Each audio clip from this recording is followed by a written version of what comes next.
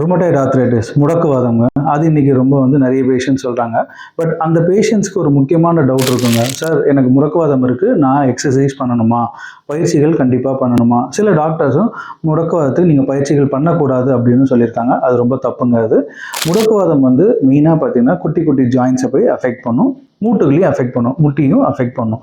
அப்போ அந்த மாதிரி அஃபெக்ட் பண்ணும்போது அதுக்கு பயிற்சிகள் கரெக்டாக கொடுக்கணுங்க. அப்போ தான் அந்த அசைவுகள் இருக்க தான் அந்த சதையோட தன்மை நல்லாவும் இருக்கும், எலும்போட தன்மையும் காப்பாற்ற முடியுங்க. அப்போ அந்த மாதிரி இருக்கிற நேரத்தில் நீங்கள் மூமெண்ட்ஸே கொடுக்காம நீங்கள் ரெஸ்ட்லேயே வச்சுட்டு இருக்கீங்க, வெறும் மெடிக்கேஷன் மட்டும் கொடுக்குறீங்க அப்படின்னா மெடிக்கேஷன் எடுக்கலாம். அது உங்களோட நோயோட வீரியத்தை கம்மி பண்ணுறதும் வலியோட தன்மையை கம்மி பண்ணுறதும் அதை இன்னும் மோசமாகாமல் பார்த்துக்கிறதுக்கு தான் அந்த மெடிக்கேஷன் பண்ணும்.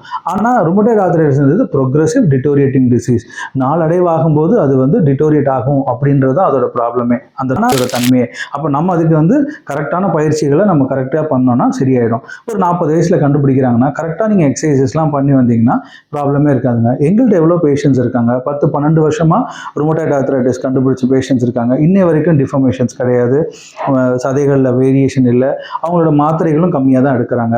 ருமட்டாய்டு ஆர்த்ரைட்டிஸ் பேஷண்ட்ஸ்க்கு இந்த பதிவை ஷேர் பண்ணுங்கள். இதில் பற்றி அவேர்னஸ் அவங்களுக்கு தெரியும், பயிற்சிகளோட இம்பார்ட்டன்ஸ் தெரியும், அந்த டிஃபார்மேஷன்ஸ் இல்லாமல் அவங்கள காப்பாற்றலாம். தேங்க்யூ.